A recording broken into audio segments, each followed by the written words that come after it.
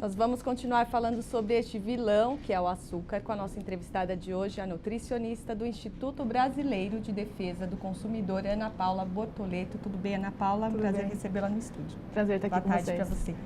Ana Paula, o que o eletricista Elcio falou aí na reportagem é correto? Ele leu o rótulo corretamente? Ele interpretou o rótulo? Como é que é? Bem, as intenções dele são as melhores, mas na verdade esse valor que ele está citando aí nem sempre é um valor que dá para usar como parâmetro. Então não basta olhar, tem que saber interpretar o rótulo, realmente, é isso?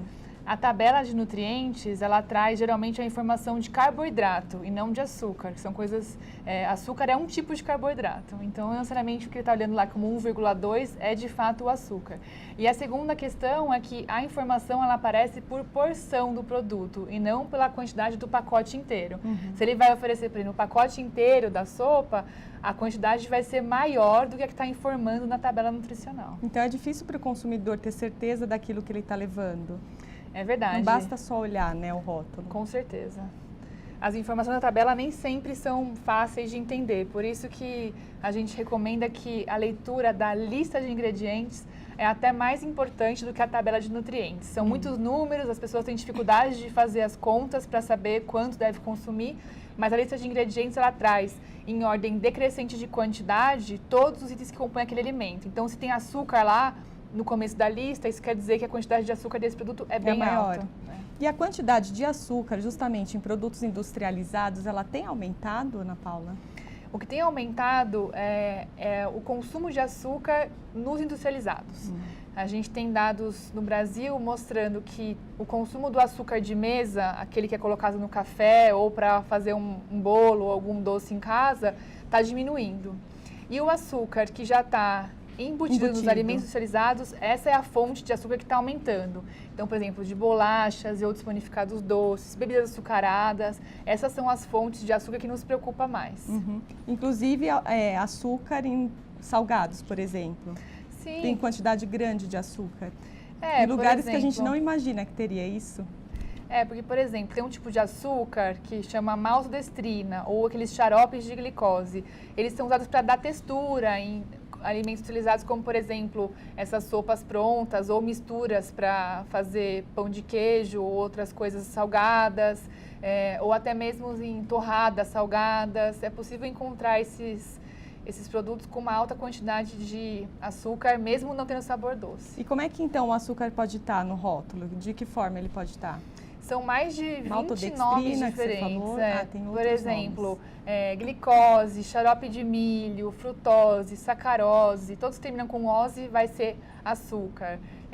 Além disso, maltodextrina ou alguma substituto que tenha milho no meio do nome, destrose também, são várias possibilidades de identificar que é açúcar. E às vezes aparece várias vezes, não tem açúcar, maltodextrina, mais xarope. Aí você tem que ver que tem 3 fontes de açúcar diferentes no mesmo alimento. Então é a isso que o consumidor deve ficar atento. É isso. O que mais que ele precisa observar?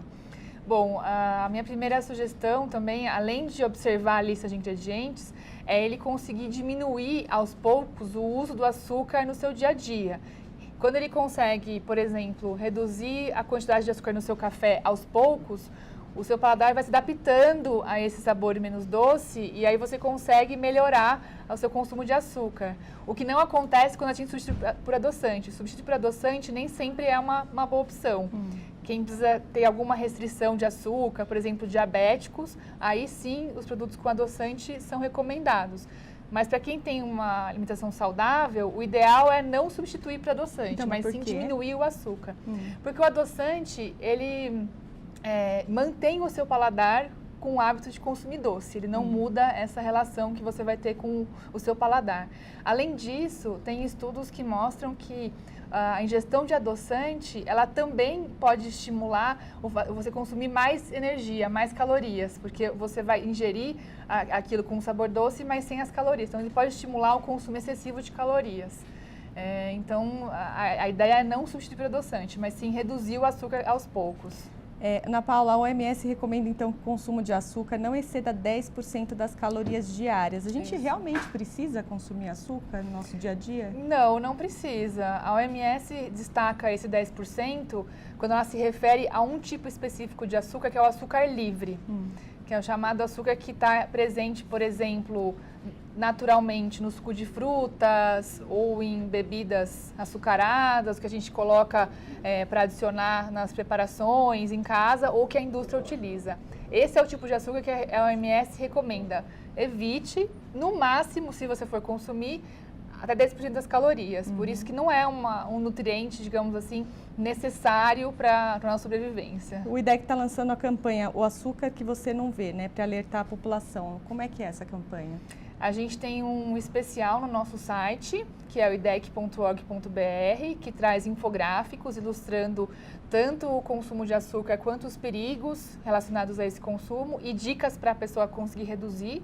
E também no nosso perfil do Facebook a gente tem fazendo posts quase diários com essas informações do especial. idec.org.br e no Facebook? É o IDEC. IDEC. Obrigada, Ana Paula, pela entrevista. Boa tarde. Boa tarde.